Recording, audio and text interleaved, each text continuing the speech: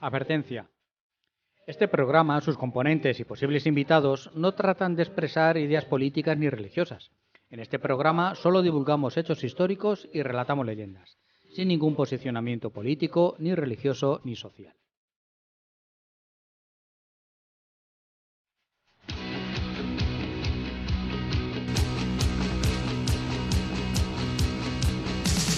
Hace mucho tiempo que se acabó, pero es que hay cosas que nunca se olvidan, por mucho tiempo que pase.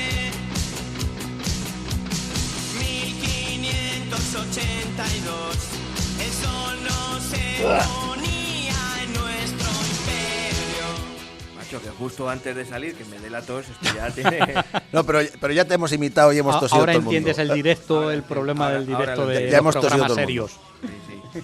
Bienvenido, Dire, que usted no tenía que estar hoy aquí. Pero estoy. Sí, hombre, sí. Estoy. Aunque sea de cuerpo presente, pero tiene que estar. Estoy porque tenemos una sección nueva Ahí y hay está, que ahí apoyar a está. la sección. Vale, pues nada, pues en este caso, pues nada, pues bienvenido también. Estamos en No Me Cuentes Historias, el programa de historia de Onda Plana Santa Cruz en el 107.4, nuestro programa 101. Que ya, Ajá. ¿Quién lo iba a pensar, Joaquín? Bo- No, nada, bo- por Dios. Que Y además- yo no iba a estar en los dos anteriores, no iba a estar yo. y eso Y es lo estuve. que ¿Y toca, estuviste? sí, y además eso bien. ¿Y El que qué? más falla es este, Magister. Sí, Pero por Este, causas este. ajenas a mi No, voluntad. no, el que más falla es este. sí. Sí. No me lo Maese, señales- me están no le señalando a mí, señales con el yo soy dedo, maese. No le señales con el dedo, que va a ser peor.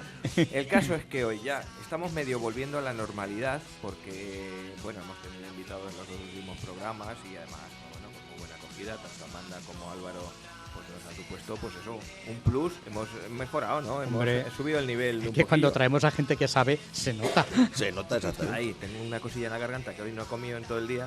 Te veo así un poco de viandas te veo yo Escuchimitao. hoy a ti. Igual, cogemos el ritmo y el ritmillo ya de las viandas y hoy no faltaba nada más que eso, que empezar el programa después de haber tenido una jornada gastronómica de festiva de esas que... Laboriosa. Sí. Así que nada. Bueno, vamos a empezar el programa. Y no he querido decir todavía nada, pero hoy tenemos novedad de la gorda, de la buena, de la bonita. Para empezar la centena, pues qué y además mejor. barata. Buena. Bonita y barata. Sí, porque hemos vuelto a los chorizos y a estas cosas, no a las calderetas y a los postres de estos. Nada. El colesterol por las nubes y esas Sí. cosas, eso no puede ser. Pero bueno, que estamos. Por cierto, ¿tenés por ahí a mano el título del programa de hoy? Sí, está aquí, Porque es que a lo mejor el nos programa da pista 101. Sí, de sí, las sí. novedades que tenemos hoy. A ver, dime. Pues lo decimos, nuestro programa 101 se titula Hablamos de casualidades de Isabel de Parma y de Inés de Suárez. Anda, para que Anda. veas. Porque yo voy a hablar de casualidades. Casualidades de esas que ocurren en la historia que si no hubieran ocurrido a lo mejor estábamos en otro sitio, en otro lugar, en otro momento.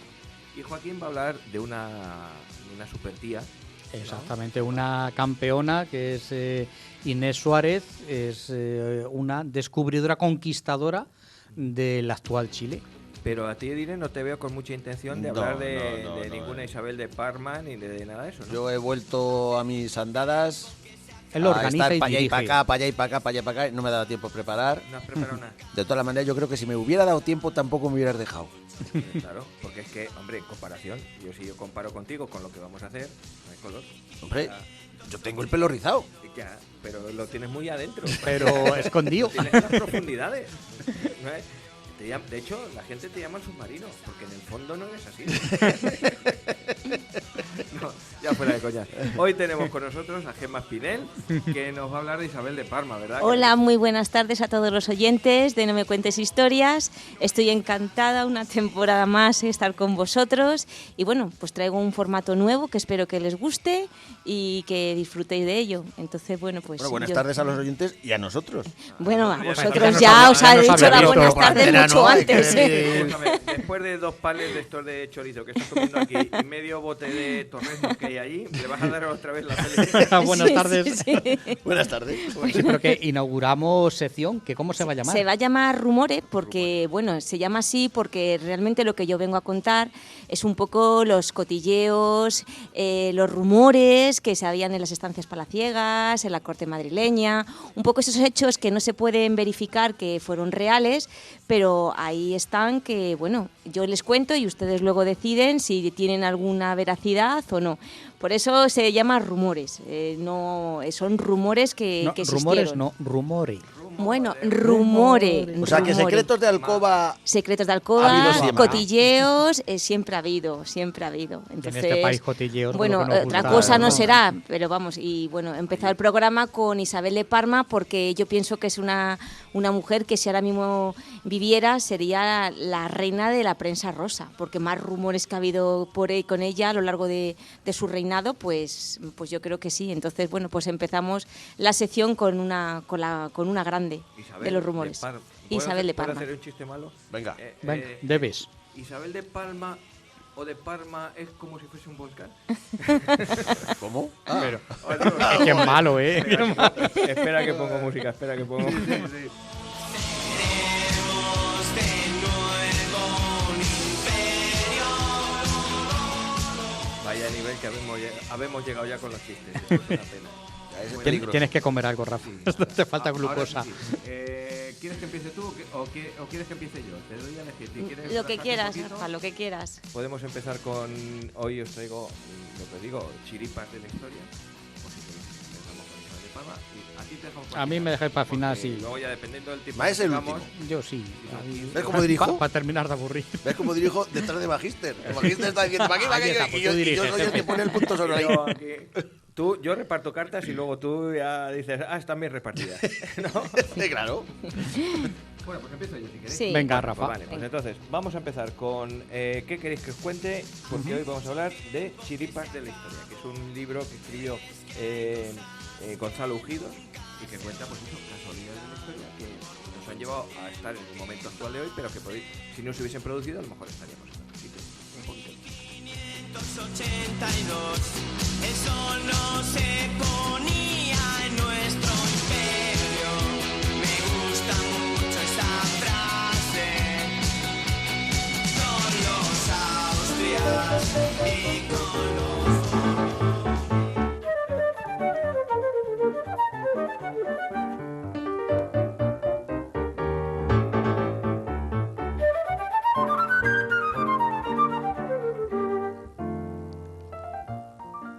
Bueno, pues que sepáis eso, que lo que os cuento hoy no es invención mía, ni es una investigación profunda, ni nada de eso. Son cosillas recogidas de un libro que se llama Chiripas de la Historia, de Gonzalo Ujidos, y que lo que hace es recoger eso, casualidades, buenas o malas, normalmente buenas, que hacen que la historia gire hacia un lado o gire hacia otro, y que resulta curioso como si no se hubiesen producido, pues a lo mejor estaríamos hablando de otros sitios, de otros lugares, de otras maneras y de otras formas. Por ejemplo, vamos a ver, mirad, hablaba George Santayana de que los amigos sobrios que sostienen la borrachera del error humano manteniéndolo en límites aceptables. ¿Qué significa esto? Pues por ejemplo, Cristóbal Colón estuvo convencido hasta el final de sus días que donde había llegado realmente era a las Indias. Era muy cabezón. Sí, sí. Y vamos, que ni América se llamaba América, ni Colombia se llamaba Colombia, en honor a su descubridor, porque el almirante se negó siempre a aceptar que había llegado a América en vez de Asia. Fue... O sea, se murió Sí, sí, ignorándolo. ignorándolo, sí, Convencido, sí, exactamente, de que no, de que estaban los demás equivocados, que ya le decían, oye, que Que no, esto es otra cosa. que esto es otra cosa, Bueno. exactamente, que aquí no hay... O sea, está todo el mundo equivocado menos yo. Menos yo. Exactamente, Es sí, cuando más o dicen que te ponen por la radio que hay un conductor suicida en la A5 y tú vas y dices, ¿uno? Si vienen 17. Y vienen muchos. Está chistoso hoy. Bueno, pues a Colón le pasaba lo mismo, eran todos conductores suicidas menos él. Pues bueno, pues la historia es que América se llama América por un error de un cartógrafo que se llamaba Martin Waldseemüller, una cosa así un poco rara, yo no sé mucho alemán, pero Waldseemüller fue el que cometió el error de llamar a América América. Veréis, 5 años después del primer viaje de Colón hubo un navegante florentino que se llamaba Americo Vespucci. Y él también llegó allí a América, repitió la hazaña y llegó hasta más o menos lo que hoy llamamos Brasil. Fue el primero en percatarse que realmente que aquello no era Asia, que era otra cosa, era otro continente y que entonces que estaba hecho separado. Pero realmente Americo Vespucci nunca quiso atribuirse el descubrimiento de un nuevo sitio, no, él simplemente llegó allí y dijo, bueno, pues aquí estoy. Así que América se llama América por casualidad. ¿Por qué? un pícaro, para hacer dinero fácil, falsificaba las cartas de navegación dando a entender que los informes eran auténticos. Es decir, que él lo que hacía era cogía una carta de navegación, la transcribía como si fuese suya y mira, yo he llegado hasta allí y esto es lo que realmente. Entonces, los descubrimientos que hizo Americo Vespuccio, este hombre, el tal Waldes Müller, lo puso como si Americo Vespuccio fue el primero que hubiese llegado allí. Entonces empezó a escribió América en honor a su supuesto descubridor, que no fue ni mucho menos Americo Vespuccio. Entonces, desde 1507, en una obra que se llamaba Cosmographiae Introductio, o Introducción a la Cosmografía, difundió que el verdadero descubridor, según él, de América era Americo Vespuccio, y que por lo tanto aquello se llamaba América. Y Colón jamás se le atribuyó el honor de que aquello se llamase Colombia, a lo mejor. Sí, pero eso fue con los años. Claro. Colombia fue con los años. Este error o esta supresión del nombre de Colón y la atribución a Américo Vespuccio de que él era el descubridor, pues hizo que América se llamase América en honor a alguien que realmente ni siquiera quería apropiarse. No, él estaba convencido de que había llegado a Zipango, al nombre antiguo de Japón. Así Y que estaba R con lo mismo. eso fue el error de este cartógrafo, este pseudo cartógrafo que falseaba datos y que falseaba mapas, fue el que hizo atribuirse el nombre de América a Américos. Claro. Una casualidad. Colón no conocería a un japonés. De que No, a los indígenas de allí. físicamente no habían llegado exactamente. Ni siquiera asiáticos hacia Europa, ni europeos hacia Asia, porque los viajes de Marco Polo. Exactamente, europeos hacia Asia, sí, por la ruta de la seda, Marco Polo a Italia, y no sé qué descripciones haría físicas de la gente, pero realmente ahí hasta qué punto lo sabría Colón. Si lo hubiese sabido, vería que los rasgos físicos exactamente de los caribeños no es lo mismo que... No lo mismo que los De otros. hecho, asociamos indios de América con los indios de la India, Sí. pero simplemente por el nombre, no por otra cosa, porque se pensaban que eran unos y otros eran los mismos. Nada más lejos que eso.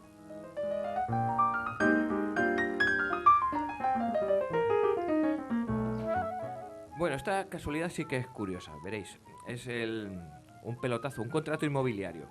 El contrato inmobiliario más antiguo del mundo que se conoce se recoge en una tablilla de arcilla unos 2000 años antes de Cristo. Era un contrato de alquiler en Babilonia. Entonces está recogido que a alguien le alquilaban un chamizo, una casa por allí. Pero el que vamos a hablar ahora, si no es el más antiguo, por lo menos es el más llamativo. ¿Por qué? Mira, tuvo lugar en 1626, estamos hablando ya un poquito después de Colón. Entonces, había un colonizador holandés que se llamaba Peter Minuit, que compró, para la Compañía Holandesa de las Islas Occidentales, 6.000 hectáreas de los bosques de las Islas Manhattan. Las Islas Manhattan eran unas 4 islas que había allí, en el nuevo continente descubierto, y que, bueno, por allí vivían unos 300 indígenas, los manjatoes, o como leche se llamara. Entonces, convenció a los bichos estos, a los que vivían allí, bichos mal dicho, ¿no?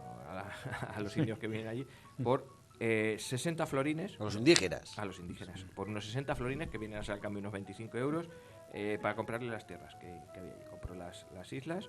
Así que los 300 indígenas que residían allí no eran conscientes de que estaban vendiendo pues a precio de ganga sus islas. El caso es que allí se los vendió. El jefe Saquisma consideró que el negocio trató razonable y los indios se desplazaron, pues se fueron un poquito más al norte, lo que hoy es el barrio del Bronx en Nueva York. No estamos hablando de la zona de Manhattan, evidentemente. Bueno, el caso es que de no haberlo hecho, lo que hoy llamamos Nueva York se hubiese llamado Nueva Ámsterdam. Y ocurrió lo siguiente: los holandeses y los ingleses cambiaron Manhattan por otras islas. El trueque de Manhattan se debió a la obsesión de los holandeses por la nuez moscada. Como todas las especias que venían de Asia, la nuez moscada era una especia apreciada. Y entonces en 1616 un aventurero británico, que era Nathaniel Courthope, se apoderó de una pequeña isla que se llamaba Pulo Run, o Pulo Run, en el archipiélago de las Islas Banda, que están en Asia. Ahí es uno de los sitios donde se comercializaba, donde se obtenía esta nuez moscada. Entonces, por entonces un lucrativo negocio de los holandeses. Los holandeses comerciaban con la nuez moscada. 1 gramo de nuez moscada en el mercado se vendía a unas 600 veces más de lo que lo compraban en origen. O sea que 600 veces. Sí. adueñarse Una de esas pasta. islas era un negocio redondo. Unas islas chiquitillas que te producen nuez moscada, pues te dan un negocio redondo. Sí, es el Entonces, origen del viaje de Colón. claro, La búsqueda de... los holandeses no pararon hasta que 4 años después recuperaron esa isla por Roland. Nacian el Curthop, el inglés, ya había seducido a los caciques locales para que reconocieran a Jacobo I como rey inglés de la isla. Entonces, claro, los holandeses dicen, acá Chilamar, esto es de los ingleses, nosotros tenemos Manhattan, estamos negociando en la paz de Breda, pues mira, vamos a hacer una cosa. Si vosotros nos devolvéis la isla esta de la nuez moscada, nosotros os damos allí 2 islas que tenemos que se llaman Manhattan. Muertas de risa, que no Sí, valen para que no nada. valen nada. Hoy en día, esta isla no se acuerda nadie de ella y las Islas Manhattan son el actual corazón del centro de Nueva York, las Islas de Manhattan. La Así isla que, de Manhattan. en vez de Nueva York, podría haber sido pues Nueva Ámsterdam, una cosilla así, sin ni más importancia. Buena cerveza. Por una esta. casualidad.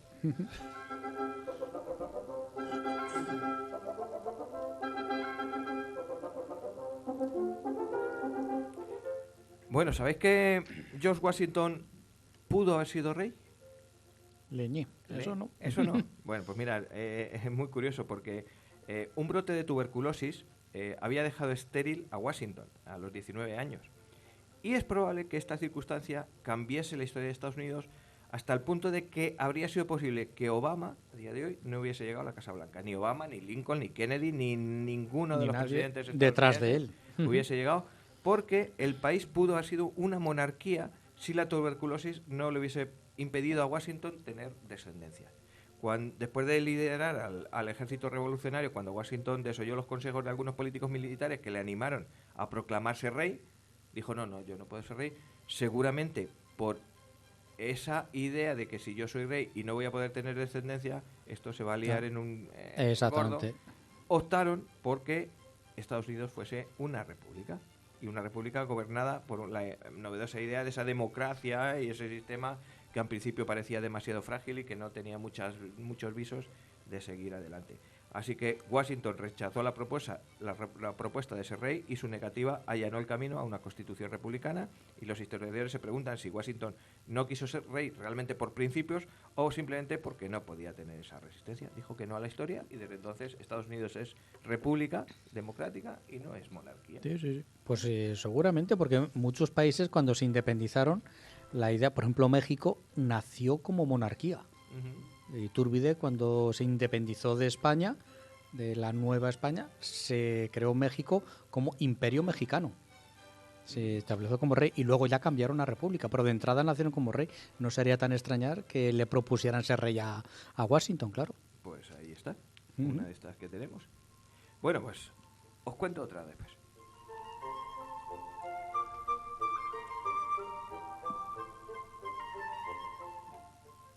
Mirad, vamos a hablar de la culpa de unas botas y la codicia de un general. Y es que la batalla que determinó el desenlace de la guerra de secesión, que no me sale el nombre, la de Gettysburg, suena, en 1863, comenzó por casualidad. Es una guerra que no estaba prevista, ninguno de los dos bandos había planteado. Estaban las dos fuerzas allí dispersas en una zona de Pensilvania y una brigada rebelde, comandada por Henry Hent, difundió el rumor de que habían visto un anuncio en el periódico local de Gettysburg que había llegado un cargamento de botas.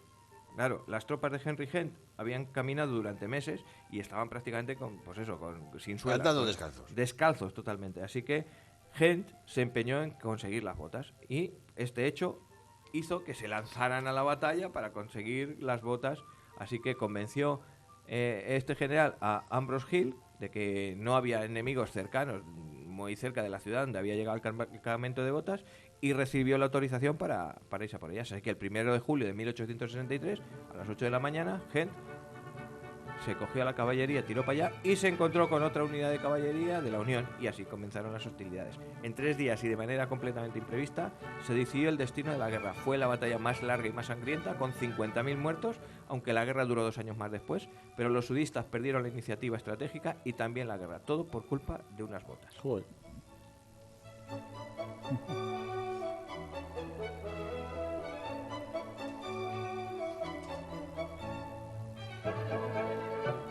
estoy pensando que tengo aquí 3 más, pero a lo mejor me hago un poquito. Así que o hago 2 o la dejamos para otro día. Tú pero de sigue, momento- tú sigue. ¿Sí? ¿Os está gustando la Está tele? curioso, sí, hombre. Bueno, pues mira, vamos a hablar del muro de Berlín. 28 años después de su construcción, el muro de Berlín cayó en la noche del jueves del 9 de noviembre de 1989. Y esto fue consecuencia de la presión de los súbditos de Alemania del Este, pero también de un error. Os cuento. El mismo 9 de noviembre se promulgó un plan que permitía obtener pases para viajes de visita. El miembro del Politburó del Partido Comunista, un tal Günther Schabowski, anunció en una conferencia de prensa, retransmitida además en directo por la televisión de Alemania Oriental, que todas las restricciones habían sido retiradas. El corresponsal de la agencia italiana ANSA, Ricardo Herrmann, preguntó que cuándo entraba en vigor, y Schabowski, que estaba así un poco a verlas venir, Despistado, sí. sacó unos papeles de bolsillo y comentó: ya mismo, Ya mismo, ya está. Cometió un error, no leyó la segunda página del documento en la que se establecía que la medida tenía efecto desde el día siguiente. Los alemanes orientales, que lo estaban viendo por televisión, dijeron: coño, que nos podemos ir para allá. Así que que podían pasar sin ningún trámite, y salieron zumbando para el otro lado. Claro, la balanza de decenas de miles de personas que fueron inmediatamente al muro hicieron que los guardias fronterizos pues colapsaran, que no se atrevieran a disparar, y entonces lo que hicieron finalmente fue abrir los accesos y permitieron el paso, y desde ese momento el muro empezó a caer. Bendito error de Schabowski, que Sí. hizo que las alemanes Se quedó, se despistó un momento exactamente y se lió él solo. él solito, sí, por no leer lo que ponía a continuación de la página. Un poco lo que estoy haciendo yo.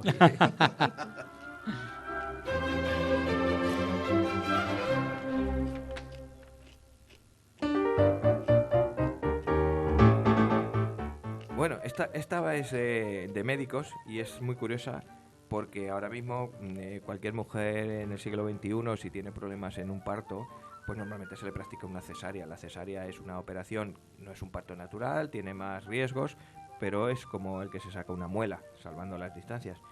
La primera cesárea se hizo de chiripa.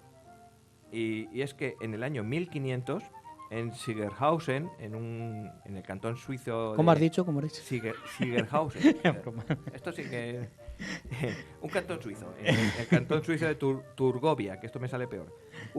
Fijaros quién fue, un criador de cerdos que se llamaba Jakob Nuffer, estaba desesperado porque su mujer llevaba varios días intentando dar a luz y no podía. Y bueno, pues nada, 13 parteras pasaron por allí y no había forma. Y la mujer no podía dar a luz, seguramente porque fuese estrecha de caderas, por el que Dios y que no dilataba cualquier cosa. El caso es que no lograron sacarle el chiquillo de las entrañas, y consiguió un permiso de las autoridades para practicarle una operación temeraria que él ya había hecho algunas veces con sus cerdas.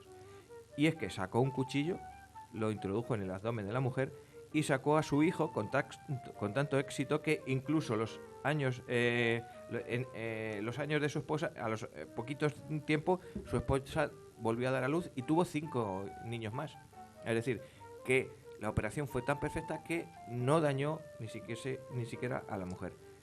Hoy en día, los especialistas de ahora están convencidos de que el éxito de aquella operación se debió a la casualidad, porque el embarazo era extrauterino, es decir, que si hubiese sido un embarazo normal donde el chiquillo estuviese colocado en su sitio, seguramente la mujer habría muerto desangrada. Pero al ser extrauterino, consiguió solamente abrir la primera parte de las capas de la piel y tal, extraer al muchacho y no dañar a la mujer por dentro, y por lo tanto no matarla. Pero a partir de ahí, la cesárea fue considerada como una operación que se podía Levi no dio saber. Sí, porque, a ella, vamos. Porque, bueno, a lo mejor practicando con animales, pero él pero como sabía que a lo mejor la reacción de ese animal podía ser igual que la del humano. Al cerdo siempre se le ha considerado el animal físicamente más parecido al humano. Lo que ya no sé si controlarían esto de los embarazos intrauterino, extrauterino. Todo lo veo mucho más ya de siglo XX, mucho más avanzado. Hay una de las versiones de filmográfica, es una película de Robin Hood, la que protagoniza, creo que es Russell Crowe, puede ser, o en la que sale un árabe que viene desde África y que practica una cesárea a la mujer de... Entonces ahí se atribuye, en este caso, a un conocimiento previo de los árabes que... Pero bueno, en este caso lo que estamos hablando es 1500, y que la primera cesárea realmente que se hizo, o que está documentada, fue por puñetera pues casualidad. casualidad Si ese pura y día dura. este hombre se carga a su mujer, no le dejan hacer ninguna más. Claro. Ni a él ni a nadie. Va para la hoguera, pero ya. Bueno, la última, venga, que ya me estoy enrollando mucho, llevamos aquí un ratillo. La historia de Newton y de la manzana no es un factoide, por el contrario, Newton mismo contó cómo dedujo la teoría de la gravedad, es decir, no fue una casualidad de que le cayera la manzana y que él se le inspirara el genio para decir, esto es lo que pasa. No. Newton decía, cierta noche, en la que la luna flotaba en el firmamento, estaba sentado en actitud contemplativa cuando vi caer al suelo una manzana en un árbol. ¿Por qué las manzanas siempre descienden perpendicularmente hasta el suelo?, se preguntó. Y también si la luna se encontraría dominada por la misma fuerza que la manzana. El resto es historia, y el primero que encontrarla fue su amigo William Stukeley en 1752 en una biografía que se titulaba La vida de Sir Isaac Newton. Cuando cayó la manzana no golpeó a Newton en la cabeza, ni mucho menos. Le golpeó la idea de que por qué la manzana caía perpendicularmente. Entonces fue uno de los acontecimientos estelares en la ciencia. Si a Newton no le hubiese surgido esa idea de que por qué una manzana cae perpendicularmente, seguramente toda la teoría científica y toda la física, como la conocemos, la física newtoniana, pues hoy en día no estaría seguramente tan desarrollada o desarrollada hasta ese punto. Es lo que se suele decir, que la inspiración te tiene que pillar trabajando. Él ya le rondaría una idea y eso fue lo que le despertó esa idea. Que la manzana le dio en la cabeza y no, lo que dio en la cabeza fue la idea al ver caer. Hay mucha gente que espera que le llegue la inspiración, pero tumbado en el sofá diciendo, a ver si llega aquí. Eso Joaquín Sabina siempre contaba Serrat. Manuel Serrat siempre contaba un chiste que era que él de pequeño tenía un profesor que le decía, dice, mira, hay dos tipos de estudio, tú puedes escoger el que quieras. Puedes escoger el método de la ósmosis. Tú te pones el libro debajo del brazo y esperas que transpire. Exactamente, que pasen del libro a ti los conocimientos. Luego está otro método mucho más arduo, que es un codo, el libro, el otro codo y horas de estudio. Yo te recomiendo el segundo, pero tú puedes hacerle el que quieras. Claro. Oye, que de casualidad está el mundo Exactamente, lleno. fíjate. Bueno, vamos a ver, es cierto, y además es así. Todos los hitos científicos, casi ninguno es casual, por mucho que nos lo vendan. Es decir, hay descubrimientos como la penicilina, el champán, la primera transfusión, la pila eléctrica, la fotografía, que puedes decir, bueno, a este hombre se le ocurrió por casualidad, pero no. Hay mucho trabajo detrás y mucha intención de que hay algo. Y la inspiración es eso, te tiene que pillar trabajando. Si Fleming no está estudiando cómo encontrar algo que cure enfermedades, por mucho que se le hubiera modificado lo que tenía allí en el laboratorio, no hubiese descubierto la penicilina, lo hubiese cogido y tirado a la papelera. Si Ramón y Cajal no estuviese allí mirando en el microscopio buscando cosas, no hubiese dicho, leche, esto es una neurona. Oye, ¿y quién dice que a lo mejor cualquiera de nosotros hayamos estado a punto de descubrir algo si supiéramos qué es lo que estábamos haciendo? Coge el chorizo, termina ya el y ya está. Voy a coger el chorizo, no sé a qué encuentre. Os pongo música mientras que lo coméis.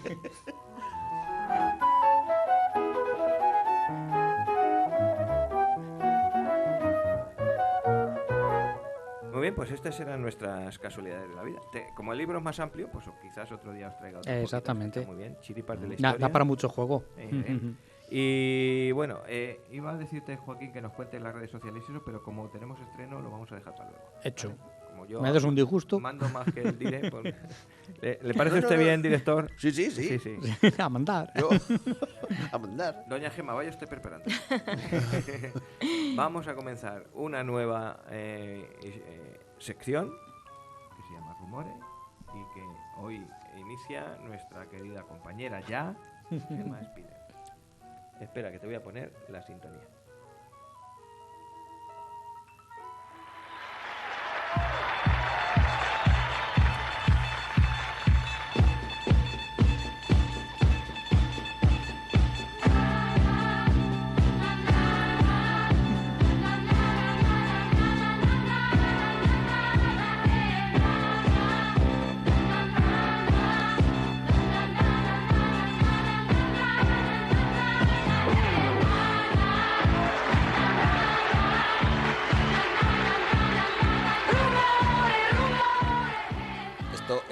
teníamos que grabarlo en vídeo, ¿eh? Sí, Esto teníamos que grabarlo en vídeo, tenemos aquí... Ha habido un momento que nos veníamos arriba. Sí. Bueno, oyentes, voy a empezar con María Luisa de Parma, como le he dicho antes. Actualmente, si existiera esta mujer, pues sería la reina de la prensa rosa y estaría en la revista de Lola pues todas las semanas. Yo voy a traer dos de los rumores que más realmente hicieron hincapié en su vida, y fue, en primero, que fue cómplice de la muerte de su nuera, María Antonia de Nápoles. Muy mala, muy mala. Y la segunda, pues que supuestamente en su lecho de muerte confesó que ninguno de sus hijos pues era hijo de matrimonio, es decir, que el linaje borbónico se terminaba con su marido Carlos IV. Para situar un poquito a esta mujer, Rumores. Espérate. Para situarlo un poquito y saber cómo eran las características de su personalidad y tal, voy a situar un poco, contar algo de su historia. María Luisa de Parma nació el 9 de diciembre de 1751. Era sobrina de Carlos III y hija del rey de Francia. Era pues princesa, digamos, por parte de... Era princesa de Parma porque su padre era Felipe I y era el duque de Parma. Se murió, fue huérfana muy pronto y se crió bajo la influencia de su madre, con lo cual era más una influencia más afrancesada que, digamos, italiana. Y digamos que los tutores pues se decían que en aquella época el que la influenciaron mucho, la enseñaron una cierta moralidad que, bueno, a lo largo de su historia podemos ver que sí que lo puso en práctica. Realmente la enseñaron una sensualidad y unas ciencias que, por lo visto, morales, que no eran muy típicas de las nobles damas de aquella época. Bueno, pues esta mujer se casó con 13 años con el príncipe de Asturias, que entonces era Carlos IV, que sería luego nuestro Carlos IV, y bueno, subió al trono. Era una persona vanidosa, era una persona que le gustaba ser el centro de atención y tenía, mucha influencia en su marido, con lo cual controló mucho de la política, tanto interior y exterior de España durante su época de reinado. Entonces, podríamos decir que uno de los rasgos más característicos de su personalidad es que fue una mujer muy abusadora, lo que ahora llamaríamos abusadora de verdad. Entonces, bueno...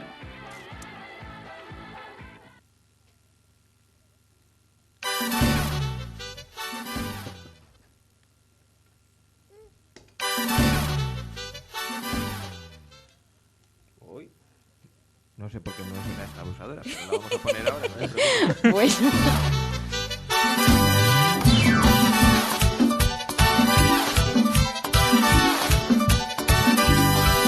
¿Qué hiciste? ¿Qué hiciste? ¿Qué hizo? No se entraba la canción, pero vamos. Le ha costado entrar. Bueno, pues voy a empezar con el primero de sus rumores. Cuando llegó la hora del momento de casar a su hijo Fernando VII, que entonces era príncipe de Asturias, pues dijeron que una princesa que arreglaron ahí las familias para que se casaran fue María Antonia de Nápoles. Era una chica culta, refinada, y bueno, pues cuando llegó, se casaron, evidentemente, y cuando llegó a la corte española se encontró que la familia política pues la recibió con una cierta frialdad. Y bueno, y el novio que la habían destinado, pues que era bastante más feo e inmaduro de lo que ella se haya pensado. Se estuvo escribiendo toda la vida con su madre, María Carolina de Austria, y las cartas que escribían ninguna dejaba, títere con cabeza, y eran muy divertidas, porque le decía a la madre, más o menos sería lo que ahora mismo interpretaríamos: mamá, si nos parecía un poco tirando a feo en los retratos, si le llegas a ver en realidad, es que parecía en los retratos un Adonis. Es que era feo. Era feo, los inmaduro. Los pintores eran buenos. Sí. Eran Decía- a mala leche. No, María Luisa de Parma tenía el rumor de que, porque tuvo 14 hijos, de sus 24 embarazos tuvo 14 hijos, y el rumor de que Coneja todos cría. eran Día malísimos de salud, inmaduros, y bueno, que se rumoreaba por la corte, los embajadores de otros países lo decían, que los niños que tenía eran de salud muy débil y eran pues muy, muy inmaduros. Entonces, claro, se encontró un príncipe inmaduro no solamente psicológicamente, sino que también pues inmaduro pues en cuanto a sus rasgos, demasiado adolescentes. Bueno, llegó a ser que tal el rumor de que tuvieron que esperar un año a consumar ese matrimonio. Y claro, le decía a la madre, ¿qué hago durante todo este tiempo? ¿Qué hago? Y le decía a la madre, pues hija, tú lo que tienes que hacer es apoyar a tu marido, lo que tienes es... No había Amazon entonces. Por lo visto, Ni el Netflix. padre, los religiosos y los médicos le intentaban explicar un poco a Fernando qué es lo que tenía que hacer, pero el muchacho estaba muy despistado. Entonces lo que... ¿En qué estaba pensando? Estaba diagnosticado. Estaba en sus TDAH. cosas, ¿sabes? Tenía un carácter así, entonces, bueno... Si es que era Fernando VII, ¿qué Claro, esperas? ¿Eras al claro, olmo? entonces, bueno, pues lo que intentó la madre decir es, mira, tú que ya estás ahí y eres princesa de Asturias y algún día conseguirás el trono de España, pues puedes llevar un poco a tu marido, primero madurar, que se madure para lo que le toca el día de mañana y bueno, dirigir un poco el país también, hacerle un poco más grande, era también pues un poco intentó llevar a su marido y bueno, después de ese primer inconveniente empezaron a llevarse medianamente bien. ¿Esto qué pasó? Pues que para María Luisa de Parma, que quería ser siempre en las fiestas y en todo, pues digamos la protagonista, pues no le sentaba bien. La nuera y la suegra pues no se llevaban bien. Esta muchacha hablaba, por lo visto, con los embajadores, hablando de lo bonito que era la corte de Viena, las maravillas de Nápoles, hablaban de distintos idiomas y bueno, pues ya sabemos cómo somos los españoles, ¿sabes? Y ella, pues bueno, ya ha empezado a ver sus rencillas. Pero bueno, la cosa se quedaba ahí. El problema empezó a forjarse porque en torno de la alcoba de los príncipes ya empezó a formarse un grupo que se llamó el Grupo Fernandino. Estaba formado generalmente por nobles y criados que ya veían que era mucho la influencia que tenía Manuel Godoy en la reina María Luisa de Parma. Entonces ellos veían que tenía una política a favor de Francia, era profrancesa. Entonces ellos querían que no tuviera tanta influencia y los apoyaron a los dos como príncipes de Asturias para ver si podía esto cambiar. De esto se enteraron tanto Godoy como María Luisa, que lo que hicieron fue en ese momento pues a todas las camaristas napolitanas que llevaba la princesa María Antonia las echó realmente del país, incluso a los embajadores.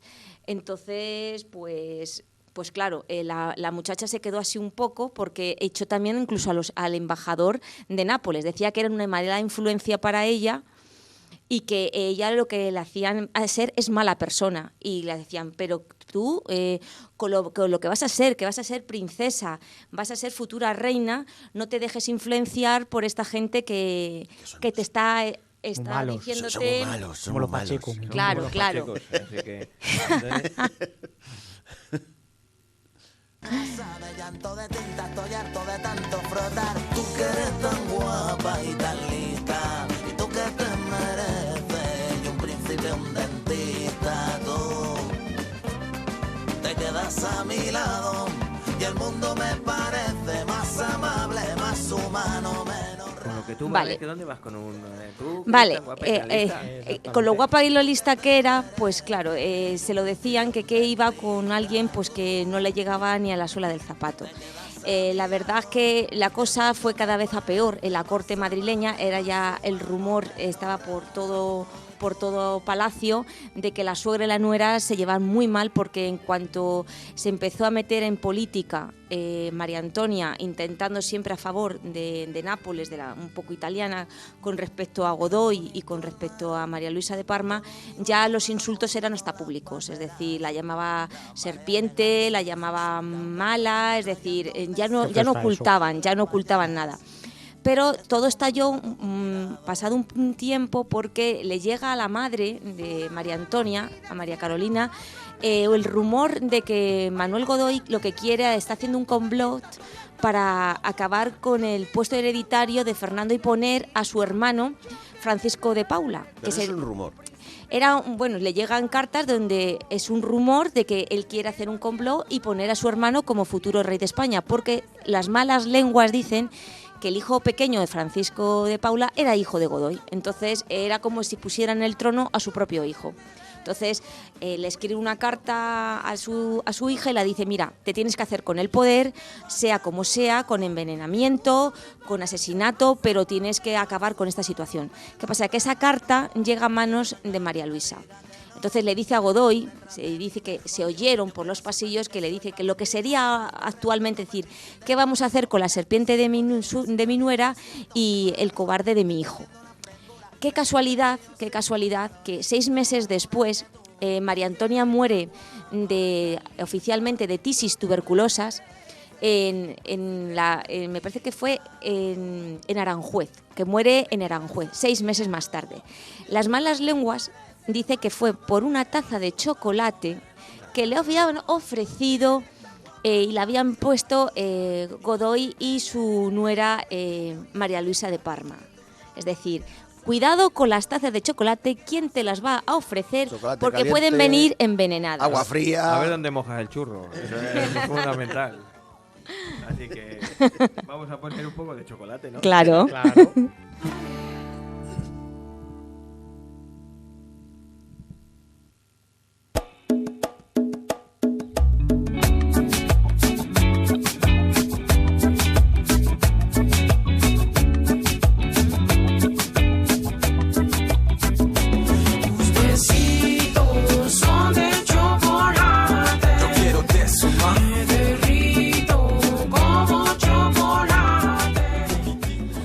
Bueno, pues después de su fallecimiento, claro, el rumor de que había sido asesinada por Godoy y por María Luisa corrió por todos los embajadores de todos los países, corrió por todo la corte madrileña, de tal manera que Fernando realmente al final de su etapa con ella la tenía cierto cariño, porque en cierta manera le vino muy bien, le hizo madurar y le hizo un poco saber lo que tenía destinado el futuro para él.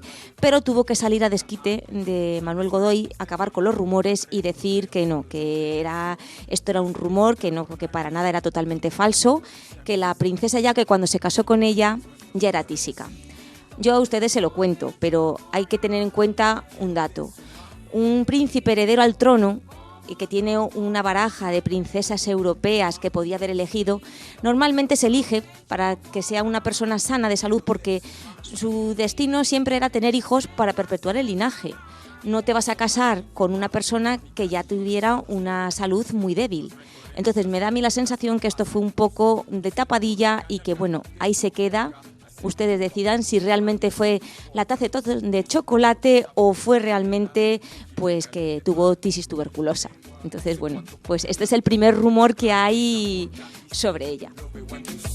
Sabes que pudiste dar la torta al resto, pero solo yo merezco la cereza que adorna el centro. Afrodisíacos este encuentro, los ingredientes nuestros cuerpos son de chocolate. Bueno, pues y el segundo rumor que hay sobre ella es que por lo visto María Luisa de Parma murió la tarde del 2 de enero de 1819 y en su lecho de muerte a su confesor, que fue realmente para él esto un castigo más que nada, se llamaba Fray Juan de Almaraz. Le comunicó que quería confesarse para ir con su alma al cielo y no llevarse ningún tipo de remordimiento. Y le confesó que todos los hijos tenidos en su matrimonio, ninguno había sido de su marido. Es decir, tuvo 24 embarazos, señores. Madre de Dios. Y de esos 24 embarazos tuvo 14 hijos. Yo no quiero decir nada, pero realmente aquí Carlos IV sale un poco retratado, pero retratado. Podríamos decir que le viene muy bien esta canción.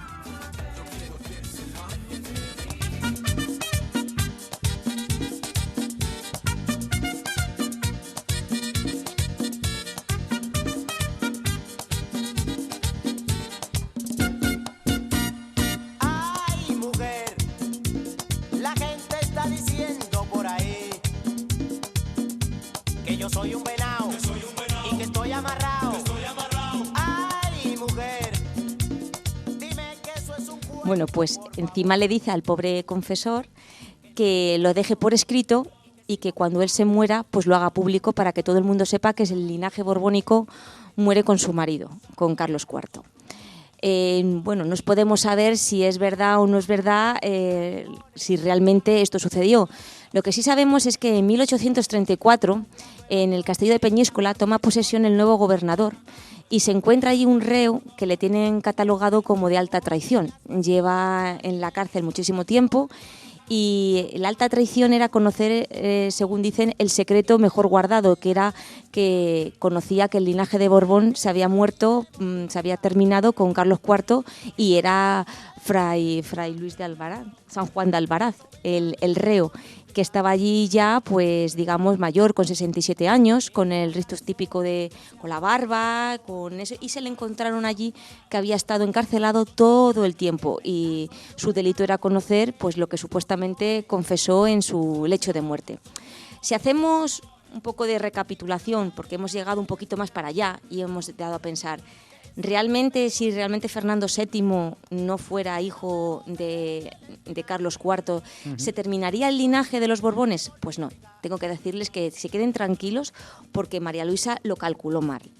Aunque no fuera Carlos IV el padre biológico de Fernando VII, por parte de ella misma ya era borbónica. Ella era nieta del fundador realmente que nos trajo el linaje borbónico a España. Era nieta de Felipe V y un hermano de Carlos III, con lo cual su propio linaje, ella ya llevaba Borbón en las sangres. Claro. Además de todo ello, además de todo ello, esto se perpetuó cuando Fernando se casó con segunda mujer, María Cristina de Borbón y Orleans, y tuvieron a Isabel II de Borbón. ¿Por qué? Porque María Cristina, aunque fue muy mandona, y eso se quedará para otro capítulo que te hablaremos de ella, su padre era nieto de Carlos III, con lo cual ya por las venas, por parte de madre como por parte de Fernando, Isabel II ya era borbona. Con lo cual, aunque fuera verdad este rumor, quédense tranquilos que ha perpetuado el linaje borbónico a lo largo del tiempo. Entonces, bueno, pues podemos hablar de que realmente si este rumor llega a ser verdad, pues no tendría el fundamento de que el pobre Carlos IV ha sido pues realmente un hombre pues que ha sufrido la infidelidad de la mujer, pero nada más.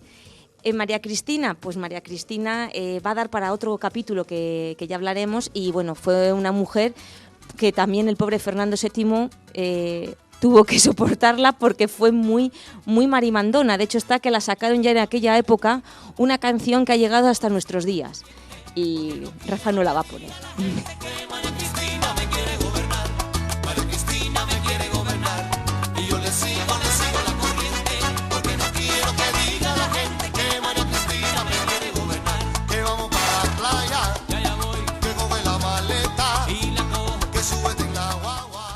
Que hablen de playa y de maleta, esto viene de aquella época. Claro. Sí. Está adaptado la letra, pero... Está adaptado, pero ya venía de por ahí. Bueno, pues aquí les cuento los dos rumores. Yo se los he contado, ustedes deciden y bueno, pues ya nos veremos en... De todas las maneras, si veis una foto, un retrato de Carlos IV... De un bombón.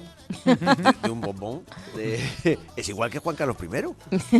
Carlos IV, ¿lo habéis mirado? Claro, porque Carlos IV sí que no había ninguna duda de que era Borbón. La duda era Fernando a partir VII. de Fernando VII. Sí, no, pero que te quiero decir que la generación después, sí. Las generaciones venideras, que dices, el linaje tal y cual, se ha cortado, pero no es que Carlos IV es igual, o me lo parece a mí, pero yo te pongo que Juan Carlos I. Te pongo una casaca azul así, un poquito de flequillo y te parece a Fernando VII. No le creas tan mal.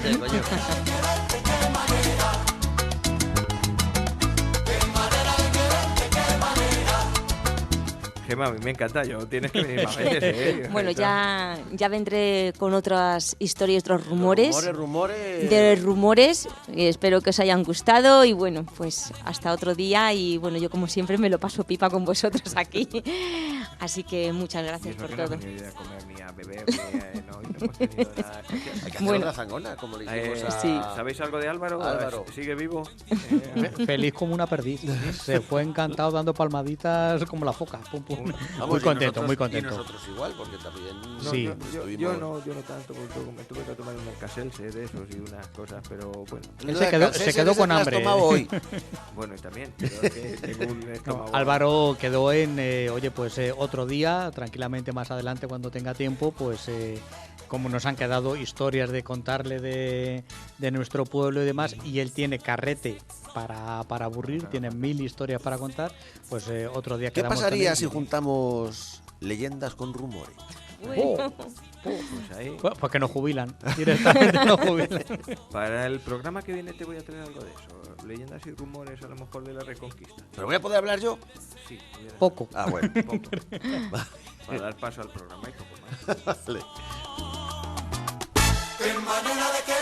Ahora sí, aprovechamos y damos redes. Y damos las redes sociales. Venga, Pues va. nada, nuestras redes sociales, ya sabéis, nos podéis encontrar en el muro de Facebook, No me cuentes historias, donde ya tenemos 1300 seguidores, y este último programa el pasado me refiero, Al 100. donde exactamente el programa 100 pues ha tenido muy buena aceptación, y que lo que hace pues jugar con crack, que se nota que donde, es un crack, donde hay la verdad nivel, que es un crack. exactamente. Si fichas a Ronaldo, pues es lo que tiene. Es lo que tiene, Trae es lo la- que tiene. Exactamente. Otro canal donde nos podéis encontrar pues es Oye, en perdona, pero Twitter. También, Mande. también la cosa está en fichar a Ronaldo en el equipo ideal. Por Porque supuesto, ahora mismo por Messi supuesto. está en el Paris Saint-Germain, no hace Y nada. ni fu bola, ni no fa, bola. exactamente, ni fu aquí ni da fa. el 100%. Esto es- Le sabemos sacar lo mejor Ahí de está, ahí lo está. mejor de sí. Juega en equipo, exactamente. juega en equipo. Balones para Ronaldo. ¿sabes?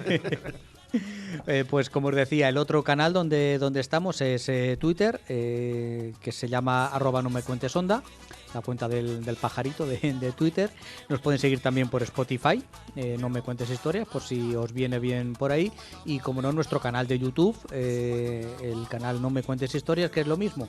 Esto que nos estás escuchando hablar ahora, pues lo oirás y verás con las imágenes que os vamos poniendo de estos temas que tratamos. Y bueno, descargarte los programas lo puedes hacer en iVoox, pues al día siguiente, si Dios quiere, que nos dé Y tiempo si a... la vida nos da. Exacto, si nos da la vida para subir los programas, de No Me Cuentes Historias, y el de nuestro hermanito pequeño, No Me Cuentes Biografías, que se suele emitir los sábados. Los sábados a las 5. Exactamente, y lo subimos cuando también nos da la vida. Y que- tenemos dos canales dentro de iVoox, el más jovencito, No Me Cuentes Biografías, y No Me Cuentes Historias, el de La Rosa de los Vientos. Ese es el Estamos nuestro. En Nuevo Cuento de Biografías estamos con chicas ahora. Estamos con Elizabeth Bathory, con Ajá. Luisa Medrano, así que por ahí. Oye, por cierto, ¿qué nos ha pasado con las fotos del charquillo de Montrueque? Que nos decía Álvaro que había gente preguntando que dónde estaba eso. Sí, porque Álvaro está muy metido en temas de antropología, con sociedades, y le está preguntando a la gente dónde están los Localizado sitios por donde lo llevamos por ahí, por esos mundos de Dios. Vamos, Sí, que eras sí. tú el que nos llevaba, porque yo de puertas del pueblo me sacan del pueblo y ya soy forastero. Ya.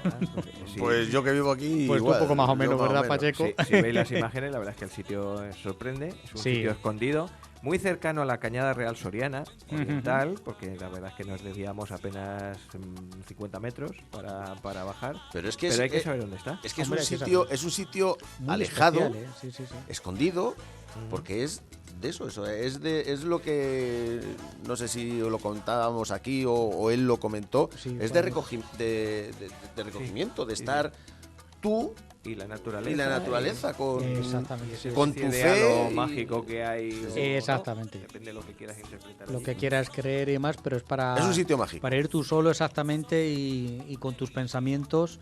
Y oye, Y si eres mucho más respeto a la pues gente date ahí que un va por allí. baño para que la piel se te llene de sal y se te curen todas las Yo sí que sarnas. no lo recomiendo, pero bueno, hay cada uno. Pero te puedo asegurar que centenariamente, milenariamente ahí se han bañado Sí. santacruceros y Mi madre ha sido la sanseños y- primera que me lo dijo, de anda, mira, pues ahí Sí, estoy yo. sí, y no se ha muerto nadie. Y nada. Que el aspecto sea el que es, que un agua verdosa, una zona blanquecina de sal, pues sí, pero Es muy curioso, la verdad es que es muy curioso ver cómo sale la sal del interior de la tierra. Ahí flotarás, ¿no? También, o sea, no te hay puedes hundir. un alto grado de sal que hace que Que flotes. el agua- Como el mar muerto, claro. Sí, sí. es así. Bueno, pues ese era nuestro charquillo, que está por ahí. Si alguien quiere interesarse más, lo puede localizar seguramente en los mapas. Oye, ponerse en contacto nosotros en el 679-984636. Ese es tu en WhatsApp, y a lo mejor le damos más datos. 100 programas y que no me lo aprendo, chico. Me costó a mí 50 como para aprender.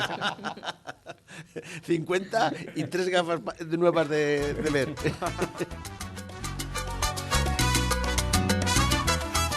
Bueno, pues si os parece, vamos a poner el himno de los tercios. Venga. ¿Hoy tiene algo que ver el himno de los tercios? No. Hombre, tiene que ver en el espacio temporal que es la misma época. Realmente Inés Suárez, que es la persona de la que vamos a hablar, pues no estuvo en los tercios para nada. Sí, pero la época es la época, siglo XVI. Bueno, pues esto es, hoy nos acordamos de, y este es el himno. Arcabuces a piqueros, con el alma unida por el mismo clero, que la sangre corra protegiendo el reino. Pues como os decía, comentábamos desde el principio del programa, hoy vamos a hablar de Inés Suárez. Me diréis, ¿quién es esta señora? Pues es la otra gran conquistadora de lo que fue Chile. Inés nació en tierra extremeña, como es tierra de conquistadores, en Plasencia, muy bonita Plasencia. Preciosa. Recomiendo su ¿Dos visita. catedrales tiene? Dos catedrales. Además, ella nació cerquita de la Catedral Vieja, en la calle Trujillo, que está muy cerquita de la Catedral Vieja. Nació en una familia humilde, allá por 1507. Estamos hablando de todavía no había llegado ni nuestro Carlos V a reinar. Estábamos pues en esos años de muerte de los reyes católicos, que si Felipe el Hermoso, que si Fernando de Aragón, que si me quito me pongo, y allí nació en una familia pues humilde, digamos, una clase media baja por ponerlo en términos actuales. Su padre era ebanista y su madre era costurera. Y bueno, pues su infancia pasó pues... Una buena profesión. Sí, costura. claro, por supuesto. A pesar de ti. Estudia los Ruzi por si acaso vienen por ahí. La verdad es que bueno, pues no tenía fama de ser una chica sociable. Su mejor amiga era su hermana y por lo visto le costaba hacer amigos, pero bueno, se sabe muy poquito de su infancia, como es natural en aquella época donde tampoco había grandes registros si no hacías algo realmente importante, como ya fue sucediendo más a lo largo de su vida. Sí sabemos que años después, cuando ella era una moza de buen ver, pues pasó por allí un mozo de buen ver, un tal Juan de Málaga, pues que se enamoraron y se casaron, y al poco tiempo pues Juan hizo lo que era típico un poco en la época donde ¿cuál era tu futuro? Si no eras un primogénito que fueras a heredar las tierras, muchas pocas que te tocaran, pues te tenías que buscar la vida o en la iglesia o en el ejército, emigrar a Italia, a Flandes, o en el caso de Juan, pues a América, que era realmente el nuevo mundo que se estaba descubriendo, que por aquella época, ya piensa en 1520 y tantos, pues tampoco estaba recientito, 1526 es cuando se casa. Dios mío, si es que aquello acababa de pasar la rebelión de los comuneros, y América estaba todavía en pañales de descubrir.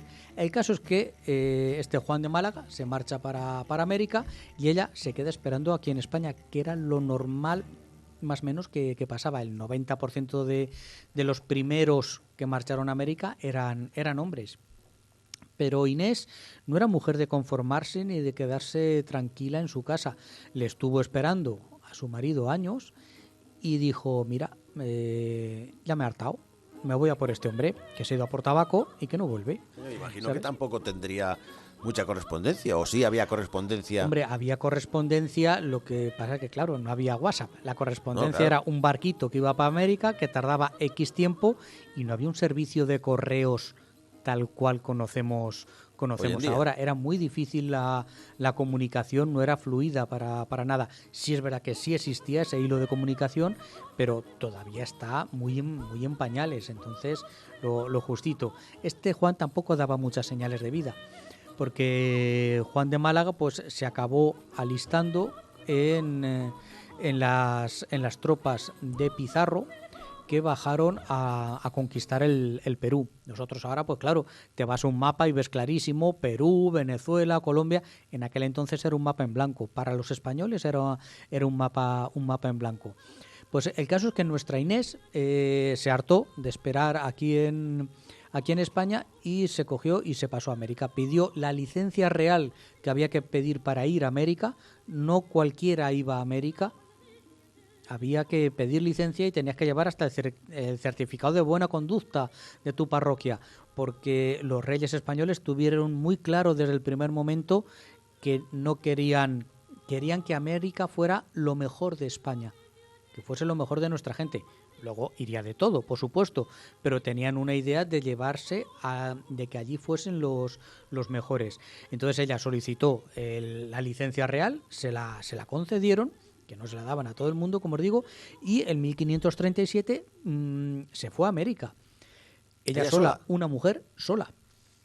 Llega a Pero América, solica, sin nadie, sin amigas, solica. he encontrado referencias a una sobrina, pero ha sido en una página web que no he vuelto a encontrar referencias en otro lado. Yo aquí me he basado sobre todo en la biografía que hace la Real Academia de la Historia y lo he ido completando con otras alusiones a artículos de prensa y demás de otras páginas y esta alusión a una sobrina la he encontrado por fuera de esta Real Academia. Entonces no sé qué valor darle realmente, ¿sabes? Yo me fío más, digo sinceramente, de la Real Academia.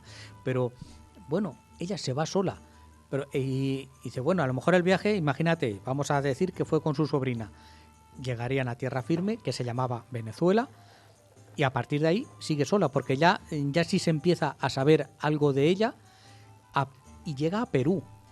Dice, bueno, a ver, es que no había una línea de autobuses a Perú, no había aviones. Esa mujer fue andando, o en carromatos, o como vaya usted a saber cómo, cruzando de Venezuela por los Andes hasta llegar al Perú. Ese viajecito de la marinera, y son unos años en el que está recién conquistado el Perú, que la presencia española todavía allí pues era, bueno, más o menos la justita. La conquista española de Perú fue bastante distinta de la conquista de México. En México había un líder muy claro que sobresalía, que era Cortés, un fuera de serie. En Perú estaban los Pizarro, y Francisco Pizarro, más mayor, tenía sus hermanos, tenía un estilo de mando que provocó sublevaciones dentro de su gente. Dentro de su gente hablamos de Diego de Almagro, que fue el primero que intentó conquistar Chile, que acabaron a tortas, tan a tortas que hubo guerras civiles entre españoles, entre almagristas, partidarios de Almagro, y pizarristas, los partidarios de los Pizarro. El marido de Inés Suárez, Juan de Málaga, estaba luchando en esas guerras en el bando pizarrista. Hubo una batalla bastante importante, la batalla de Salinas, en 1538, donde muere el marido, Juan de Málaga, donde muere. Ella, cuando llega, murió muy poquito antes de que le encontrara su mujer, de que le encontrara Inés Suárez, que cuando llegó a Cuzco, que era la base de Pizarro, pues le dijeron, chica, llegas un poquito tarde porque acaba de morir tu marido. Ha sido mala suerte. Ella en ese momento, pues... ¿Sabió el cadáver o no llegó a ver el cadáver? A ver, eso lo he visto en la serie de televisión, sí, que hizo, me parece, si no recuerdo mal, Televisión Española. Hizo una serie que se llamaba Inés del alma mía, basado en una novela de Isabel Allende. Una de mis favoritas es que se llamaba así, Inés del alma mía. No lo sé si es licencia de la novela, licencia de la televisión, o si realmente lo llegó a ver. Ostras, me cuesta creer que una mujer vaya a ir, no, casi cualquiera vaya al campo de batalla, pero a lo mejor sí lo vio, demonios, puede, y por qué no. También cuesta creer que vaya una mujer sola, atraviese el Atlántico, cruce de Venezuela, la actual Colombia, y llegue al Perú y al Cuzco, que encima está, en la ciudad de Cuzco, está en el sur del Perú. Dios mío, esos son varios miles de kilómetros.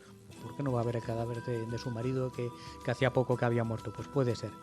Allí en ese momento lo que hace, bueno, me vuelvo a España, pues no, ya que estoy aquí, bueno, pensó en meterse monja, y al final, pues bueno, lo piensa mejor y se queda trabajando un poco para el ayuntamiento, cuidando a los soldados, cuidando, pues siempre hay heridos, porque seguimos a tortas con los restos del antiguo ejército inca, de los antiguos incas, pues seguimos a tortas con ellos, a tortas entre nosotros, entre los propios españoles.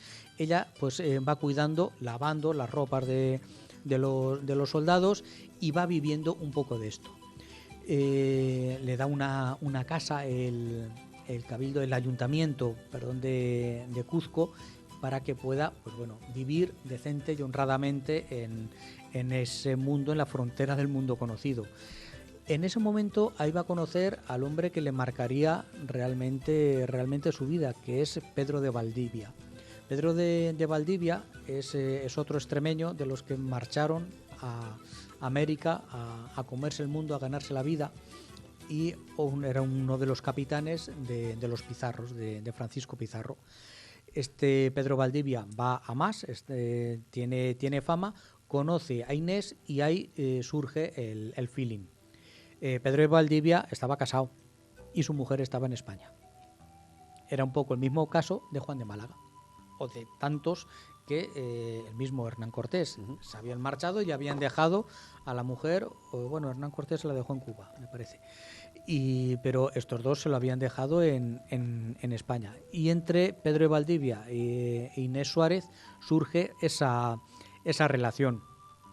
Que salían desde el primer momento, pues no lo sé, si antes o después, pero estaba claro que estaban muy unidos, ¿sabes? Y Pedro de Valdivia tiene contacto con Almagro, el perdedor de las guerras civiles en el Perú, donde Almagro le habla de que él ha intentado conquistar Chile y que no ha podido. Ha seguido un camino y que ha sido muy difícil, muy complicado. Ha intentado bajar por la cordillera de los Andes, que le han dicho, lo que hablaban los indios, de que más adelante había valles fértiles, pero que él ha sido incapaz de encontrarlo. Esto se queda Valdivia con el come y decide organizar y pedir autorización para organizar su propia expedición al Perú. Del Perú hacia Chile. Lo consigue, le dan autorización para marchar a Chile, y en el año 1539, pues, fijaros, en el 37 pide licencia, llega a América, en el año 38 es esta batalla de Salinas, el año 1539, Valdivia con Inés Suárez marchan a Chile con toda una expedición para poder descubrir nuevas tierras. Marcha por un camino distinto del de Almagro. Almagro, como os he dicho, intentaba ir por las montañas, por los Andes. Este irá más hacia la costa en un camino que tampoco era fino, porque todo el norte del actual Chile, que hace frontera con el Perú, es un desierto, de los desiertos más duros del mundo, es el desierto de Atacama, y son miles de kilómetros los que tuvieron que atravesar a patita, ¿sabes? Bordeando la costa, dejando los Andes a su izquierda y el mar a su derecha. Lo que es Chile, si os cogéis el mapa, y Chile es una lengua de tierra muy larga, que se la pones en Europa, iríamos desde Madrid hasta Noruega. Es un país larguísimo, pero con muy poca profundidad de territorio. Es una lengua de tierra. Y la parte norte es todo un desierto, que es el desierto de Atacama. La parte central de Chile es donde está realmente la riqueza, el Valle Central de Chile, donde van llegando en el año 1540. El 13 de diciembre, Pedro de Valdivia llega al valle del río Mapocho. El río Mapocho está en el centro del Chile actual. Y poquito después, en febrero, el 12 de febrero, fundan Santiago de la Nueva Extremadura, el actual Santiago de Chile. Eso, Pedro de Valdivia e Inés Suárez, que siempre le digo Inés de Suárez porque me sale así, pero realmente lo suyo es sin el D, sin la preposición. Son los padres del Chile actual. así se lo reconoce Isabel Allende en su novela, lo que os digo que os recomiendo, Inés del alma mía, y la misma serie que también está bastante bien y bastante bien ambientada. La conquista de Chile, que ya hemos hablado otras veces de los araucanos, que era gente dura, combativa, muy celosos de su independencia, y no fue para nada fácil. Realmente ahí fue donde los españoles nos partimos los dientes en América. ¿Es verdad esto de que Inés era una buena zahorí? O sea, que encontró que en un momento, incluso en la serie sí, también por lo visto sí, sale que exactamente. están pasando por momentos delicados y ella encuentra agua. Que tenía conocimientos exactamente de zahorí para descubrir agua. Sí, es verdad que sale en la serie. En la biografía de la Real Academia no sale nada de eso. Sí, a ver, estos son historiadores, están a otro ese detalle. Exacto, son rumores, molan también. Molan esas cosas. Y los españoles, como siempre, están con guerras incluso internas, porque a Valdivia le colocan, viene desde España otra persona que llega con autorización también para conquistar Chile. El caso es que acaban medio a tortas y es Inés, que la llamaban la gobernadora, sin estar casada oficialmente porque claro, no se podía casar con Pedro Valdivia porque él estaba casado, y realmente la que gobernaba en los asentamientos españoles era ella. Pedro Valdivia se pegaba de tortas militarmente con los españoles que no estaban a favor suyo y con los araucanos, y realmente la que gobernaba detrás era Inés. Y lo que más se conoce es el momento en el que los araucanos rodean Santiago de Chile, Santiago en aquel momento, Santiago de la Nueva Extremadura, lo asaltan, lo cercan y están en una situación muy, muy preocupante porque le han tendido una emboscada a Valdivia, le han hecho de sacar las mejores tropas del asentamiento de Santiago, digamos que le ponen el cebo para que saque las tropas y ellos poder asaltar, una buena táctica, poder asaltar el poblado y acabar con la base de logística de los españoles. Los españoles tenían prisioneros una serie de caciques, entre ellos de caciques mapuches, Quilicanta, que ahí tengo que investigar porque son entre mapuches e incas. Esta zona también estaba bajo influencia inca. Los caciques, explica bien lo que son los caciques, porque aquí... Unos rones muy buenos que te lo toman. Sí, no, aparte de eso... Con limón. Aparte de eso tenemos aquí a los caciques...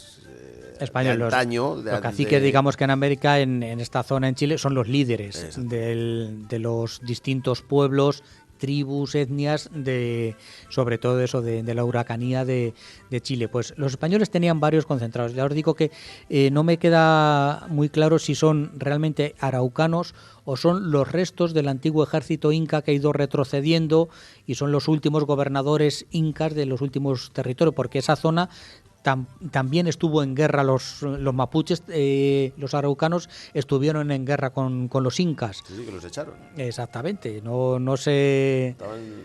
Y siguen, bueno. Y siguen más o menos, sí. Bueno, pues el caso es que eso, está Santiago cercada, la pequeña guarnición española aguantando el tipo como gato panza arriba como pueden, con unos cuantos prisioneros, y dice, oye, ¿por qué no los utilizamos para negociar? Oye, pues le decimos, oye, que tenemos aquí estos prisioneros, si os vais, los liberamos y todos están contentos. Y Inés dice que por aquí se va a París, que no, que de quién ha sido esa idea de bombero torero, ni mucho menos, que lo que hay que hacer es subirlos a lo alto de la muralla y cortarles la cabeza. Directamente. Y lo sube para arriba. Era mujer de armas tomar. Y dice la leyenda exactamente, otros dicen, no fue ella no tenía fuerza suficiente, pero no lo sé. El caso es que las mayorías de las lenguas sí dicen que fue ella la que subió a los líderes araucanos, los plantó allá arriba y los mató delante de las tropas mapuches que los estaban cercando. Y dice, oye, si pensáis que nos vais a rendir, tururú, aquí vamos a aguantar hasta el final y que sepáis lo que les va a pasar a estos por vosotros estar así de chulitos. Y cuando lo vieron, plegaron velas y se marcharon. Y fue la que realmente consiguió salvar Santiago, que quedó hecho unos zorros, porque, bueno, tampoco, a ver, Santiago de Chile en aquel momento tampoco era la ciudad que es ahora. El primer asiento español son 4 casas rodeados por una empalizada. No pensemos que aquello era ni siquiera un castillo, aquello era una empalizada, no había medios para más, pero sí que fue la salvadora, por así decirlo, del asentamiento español en Santiago. Valdivia la premió dándola encomiendas y reconociendo el valor de esta mujer, porque si no es por ella, aquí habría que esperar otros 100 años a que mandaran otra expedición, porque con esto no nos hacemos. Podría haberse quedado ahí el tema. El caso es que a Valdivia le llaman, porque tú también cuando conquistas un territorio necesitas el reconocimiento oficial de que, oye, esto lo he conquistado, esto lo he tomado, hazme el jefe de esto, dámelo bajo mi autoridad. Volvió a Perú y aquí un paisano de nuestra contertulia, de Gema, en nuestra calle, Pedro de la Gasca, sí, es cierto. En su casa, en mi pueblo, en Barco de Ávila. Pedro de la Gasca era originario de ahí y era, no sé si era el virrey o un cargo muy, muy alto del virreinato del Perú.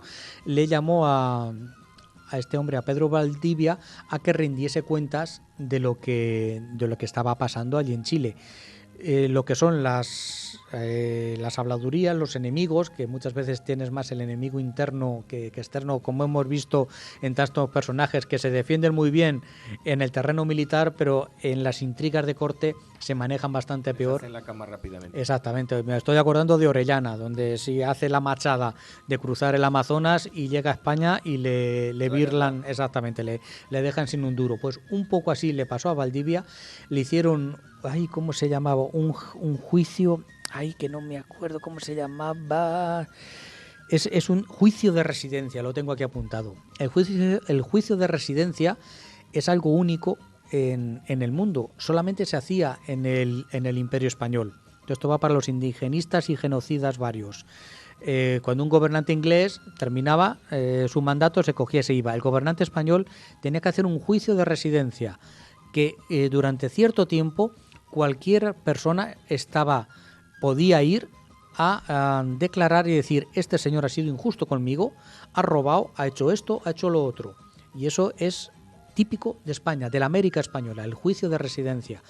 También se aprovechaba, pues en el caso de Valdivia, pues para envidias y demás historias. Pero bueno, ahí era un método para luchar contra la corrupción. Quieras que no. Oye, sí, este ha sido un sinvergüenza, estamos a 10.000 kilómetros de la corte, pero ahí va un funcionario de la corte desde España y le hace el juicio de residencia a Pedro Valdivia. Durante cierto tiempo, Pedro Valdivia tiene que volver a Perú para escuchar a la gente que hablara cosas malas de él, lo que tuvieran que hablar de él. Y este Pedro de la Gasca le obligó, escuchó a la gente y le dijo: mira, la relación que tienes con esta señora, con Inés Suárez, se ha acabado. Tú no puedes tener tu mujer en España, me estoy acordando, se llama Marina Ortiz. Malo, Sí, tú no puedes tener tu mujer ¿Qué necesidad? Y estar aquí, poniendo los cuernos y aquí viviendo esto puede ser también de rumores. Con esta, sí. Pero esto no es rumor, esto es verdad. ¿Sabes? Y entonces Valdivia agachó las orejas y dice: entonces, o se casa esta mujer, se normaliza la relación de otra manera, no contigo, porque no te puedes casar con ella, sino con otro hombre, o vuelve para España. Tú verás. Entonces Valdivia volvió y le dijo: pues Inés, del alma mía, te tienes que casar y te vas a casar con Rodrigo de Quiroga, uno de sus capitanes, uno de los suyos, que era una solución bastante extendida, bastante común en aquellos tiempos. Entre medias, Pedro Valdivia luchó en otra batalla que tuvimos, Jaquijahuana. Entre los mismos pizarros, la legislación española que beneficiaba a los indios para protegerles de los abusos de las encomiendas, que era el sistema de producción agrícola de la América española. Para protegerles de los abusos se crearon las leyes de Indias y se enviaban funcionarios para tratar de limitar los abusos. Es decir, no, oye, mira, la legislación de Felipe II dice que el trabajo, la jornada laboral tiene que ser de 8 horas. Eso no es del siglo XX. En el siglo XVI, Felipe II estableció jornada de trabajo de 8 horas para los indios. Los encomenderos se sublevaron, entre ellos los Pizarro, los hermanos Pizarro, y lucharon contra los el virrey. Pedro Valdivia luchó a favor del virrey y derrotaron en la batalla de Jaquijahuana, he sido incapaz de aprendérmela, estoy diciendo, contra los encomenderos, que se la tuvieron que envainar y volver, ¿sabes? Y respetar, más o menos como, pero bueno, se la tuvieron que envainar y no hacer de su capa un sayo en aquellas tierras. Pedro Valdivia, como os digo, volvió a Chile como gobernador de Chile. Y le dijo: Inés, te tienes que casar con Rodrigo de Quiroga, mayor que ella. No tuvieron hijos, se llevaron muy bien, se quisieron, vivieron otros 30 años juntos, eso, no tuvieron descendencia, se dedicaron a obras piadosas. Creo que ya no se movió dentro de Chile, ya tenía una posición económica pues muy elevada, eso, varias encomiendas, se dedicó pues eso, a hacer hospitales, a hacer iglesias. Queda un par de iglesias, no me las he apuntado en las fotos para YouTube, las tengo ahí destacadas, que bueno, es lo que queda. Es la iglesia, me parece, creo que recordar que era de la Merced. Por aquí tengo la fotito, sí, porque está muy vinculada a la Orden de la Merced, a una ermita de Montserrat. Y la iglesia no es la actual, lo que queda no es la iglesia actual, pero sí que es verdad que es la iglesia que fundó ella, y es donde está enterrada ahora mismo nuestra Inés Suárez, esta extremeña que cruzó el mundo, estuvo con el hombre que quiso y se hizo a sí misma con un par de narices, para que veamos que siempre estuvieron ellas, que no todo fue obra de hombres, también hubo mujeres exactamente en la conquista de América. Y bueno, pues otra historia más de un personaje que me parece muy muy curioso. Os digo, os recomiendo la serie. A eso iba yo. La serie. Muy recomendable la serie. Muy recomendable, televisión sí. española, Pues yo me sé Sí. otra historia de tiempo de romanos, de una gallega Anda, que mira, fue la primera arqueóloga. como una campeona. Sí, sí, pues muy interesante, ya la estás preparando. La doctora, bueno, que sabéis que estoy haciendo un curso de... Te estás ilustrando. Estoy ilustrando. Ay, muy bien, y lo he muy bien. aprendido ahí de la doctora la haberla contado. Estupendo, sí. Voy a traer... Ya estás preparando. No ya para el estás próximo tardando. día, pero sí para... Pa' luego. Un poquito más adelante Sí. vamos a hablar de arqueología. Nos traemos a Amanda y te pone frito aquí, o sea, en 2 minutos. O sea, que no me traigas aquí cosas Pero que por lo menos no le va a regañar. que son feas. Amanda no le regaña.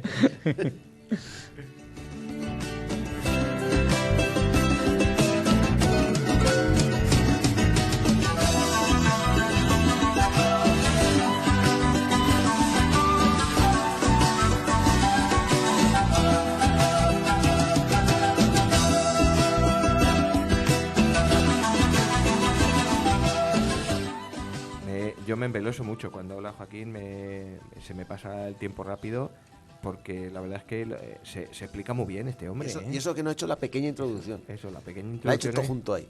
Ha hecho- Un barniz, digamos, algo ligero, o sea, sabéis. No os he dicho que os pongáis cómodos. No hemos traído casi ninguna leyenda, ha sido un poquito rumores, ha sido un poquito, pero como seguimos vinculados esta temporada de las leyendas, os traigo una, como siempre, en las canciones con historia. Ujú. Os sitúo. Cassandra, ¿os suena Cassandra? Sí. La leyenda de Cassandra. Es una leyenda griega. Dice que Apolo se había enamorado de Cassandra y que le promete a la joven el don de la profecía para... Es decir, si tú te haces novia mía, te doy el don de la profecía. Ella acepta y una vez que ella dice, coño, pues si es que adivino el futuro y estas cosas, esto está muy bien. Entonces llega Apolo y dice que esto era, pero te tienes que hacer novia mía. Y dice que tururú. Y entonces Apolo le echa una maldición y dice, vas a seguir ser profética, vas a ver el futuro, pero nadie va a creer en lo que tú dices. Esa es la historia que habla pues un poco de el don de la persuasión, de que tú puedes... Sí, me acuerdo yo de imaginar. esta. Y ve la destrucción de Atenas Sí. y no... Hay varias versiones de ella, ya de ahí Y no la creen. la propia leyenda se bifurca o se ramifica en varias historias.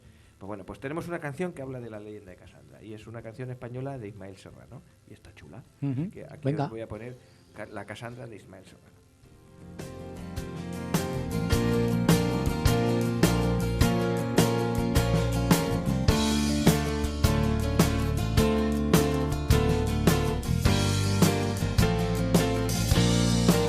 Cassandra vio en sueños el futuro. En la sombra de una pesadilla, Cassandra leyó los versos de ese poema que aún no han escrito. Los dioses que riendo la hirieron con su maldición. Supo del hambre y de las guerras de siempre, de bufones celebrando el odio, bailando entre hogueras, de despedidas y de monstruos minerales, bebiendo insaciables la savia dulce del planeta. Cassandra vio a hombres y mujeres dormitando en sus burbujas tras las máscaras del miedo, mas también vio la luz del alba asomar por la cancela que nadie jamás abrió. Supo que aún quedaban esperanzas, que otros sueños la esperaban. Cassandra habló a todos de Es una canción muy tranquilita que apetece así escuchar un día que está lloviendo como Sí. hoy, y que Un día de otoño, típico de otoño. un día de sí. Además hacía mucho tiempo que no llovía, tanto como hoy, y tenemos lluvia y es una buena señal porque están los tiempos donde tiene que estar. Sí. Así que hoy hemos traído esta leyenda de Cassandra de Ismael Serrano. Está chulo. Muy bonito. Y Gemma, aunque nosotros ahora nos vayamos despidiendo, no te queremos despedir. Vente la semana que viene. Bueno, Y, ya bueno, veremos. si no traes nada, pero por lo menos acompaña. Bueno, ¿Vale? ¿Te parece? siempre es un encanto estar aquí Más con que nada. estos Tenemos tres. chorizo, tenemos Tienen de todo, tienen de todo. Doy galletas, fe que tienen de todo. Aunque, ya te digo, tenemos que hacerle trabajar un poquito aquí al jefe, que lleva un poco tiempo, que no viene Muy más que relajado, viene. está muy relajado. Lleva tres programas sin pegar chapa. Vida Viene, social. Sí, viene, porque viene. Organiza, Porque tal, distribuye. No me comprende. Distribuye Yo- juegos, yo sí, que sí, sí. estuve de estudios, pero arriesgados, ¿eh? Que tú no sabes lo que es que alguien te diga... Está hoy terminando tu tesis. O sea, que no, me digas a mí nada, no me cuentes a mí lo que tú estás estudiando, que yo estaba hoy terminando tu tesis. Sí, ya he visto las fotos, sí. Así que nada, ir pensando qué vamos a hacer la semana que viene. Que ya sí que ya vas a tener que pringar. ¿Vale? Creo en Cassandra. Yeah, yeah, ra, ra, ra, ra, ra. Y es que nos vamos al 102 ya, 102. Y subiendo, y subiendo. Somos unos machotes. Y vamos ahí ya. Y los japoneses ya no saben qué número llegamos ya. Ni nada. Vale, eso sí que es una leyenda, lo de los japoneses, muchachos. Nadie ha vuelto a saber de ellos. Que ya vamos a hacer un programa normal, sin invitados, sin colaboradores, nada, que nosotros solicos. O sea, Es que, si te das cuenta, el año pasado era a ver si termina esto y traemos invitados, a ver si... y ahora tenemos lista de espera. Sí, sí, Exactamente. ahora hemos traído... Me lo quitan de las manos, me lo quitan de las manos. Tenemos a... Yo le nombro todas las veces porque yo estoy deseando que me diga ya pues. Gerardo nos mandó el otro día una serie de relatos que tiene preparados. Le pregunté si quiere que hagamos alguno de esos relatos nosotros o si viene él a contárnoslos en directo. Tengo a José Antonio por ahí dando vueltas que le tengo que llamar otra vez a ver que nos cuente más batallitas. Por supuesto, Gemma, si viene la semana que viene, a lo mejor no hace nada, pero le esperamos dentro de 15, 20 días. Tú Todo lo más, todo lo engáñala más. lo que puedas. Sí, sí, sí, sí, sí. Ya tengo ideas y proyectos, sí. ¿Y nosotros qué vamos a hacer? Venga, a ver. Pues a mí es que me ha gustado la sección de tanto de Gema que he dicho, pues voy Me a... va a quitar voy- la voy a hacer- sección. Voy a hacer algo así, ¿Qué digo parecido, yo? así. Ahora le doy yo la Y, vuelta. y lo he titulado es a pluma y espada, pero resulta que es a pluma y corazón. Tenía que Pluma ser y más. corazón. ¿Por qué? No, ¿Qué es no se le ocurría a nadie y dice voy a hacer lo mismo que Gemma. Joaquín, don Joaquín. Pues yo voy a empezar una serie que me apetecía mucho sobre el desastre de Anual, que hizo centenario este año, este verano pasado, este julio pasado, y me viene desde, pero mucho tiempo, desde que leí un libro que se llamaba Imán, de Ramón J. Sender, y siempre me ha fascinado un poquito ese periodo histórico y me ha animado a hacer una serie así de 3 capítulos a ver qué tal queda. Eso es. De anual. Estuve viendo hace poco un reportaje en la 2, un documental sobre precisamente sobre el centenario y tal. Claro. Y es que está muy chulo, es que hay mucha información ahí. Sí, sí, muchísimo. La que se dio, la que no se dio. A ver si soy capaz de condensarlo porque hay mucho juego. Ahí sí que os tenéis que sentar, ¿eh? Monográfico sobre anual. Bueno, y como estamos de trilogías, yo también tengo una parte de trilogía. Hace unos programas empecé la trilogía de Leyendas de la Reconquista. Traigo la segunda parte. Una de ellas tiene mucho que ver pues con algo que hemos estado hablando hoy, que Santiago de Compostela. Realmente, además ya hablamos de Prisciliano, ¿verdad? Sí, de Prisciliano, fue sí. el pobrecito al que se le atribuye a Santiago que fue la tumba y realmente a lo mejor era Prisciliano, ¿no? No se sabe. No pero, se oye, sabe exactamente, puede pero ser tiene Prisciliano. papeletas Sí, también, sí, sí. claro. Pues eso, pues. O como Santiago se le atribuye la aparición en la batalla de Clavijo, una batalla por otra parte que nunca se produjo, pues os voy a contar la leyenda, entre otras, de la batalla de Clavijo. De Clavijo. Bueno, Muy bien. Así que 3 leyendas de la Reconquista. Muy bien. Muy bien. Variado. Bueno, nos ha quedado redondito este programa 101, ya que bueno, pues, también redondo en cuanto al contenido y muy agradable. Ha sido un placer estar con ustedes hoy y Juan. Con vosotros, compañeros, claro que sí. Yo te he visto un poco efervescente de esto que se diga. Efervescente. Sí. No. ¿No? Bicarbonato le hace falta a este hombre. Pero bueno, para que viene ya venimos más mejor Sí. y en cualquier caso siempre estamos a disposición del oyente y a lo que nos pidan. Hay que hacer un esfuerzo por la audiencia. Ahí está. Don Joaquín, don Juan, Gemma, un placer. Un placer. Venga, nos vemos el próximo programa, 102. Eso está hecho, chicos. No me cuentes historias. Venga, hasta luego. Hasta luego. Adiós.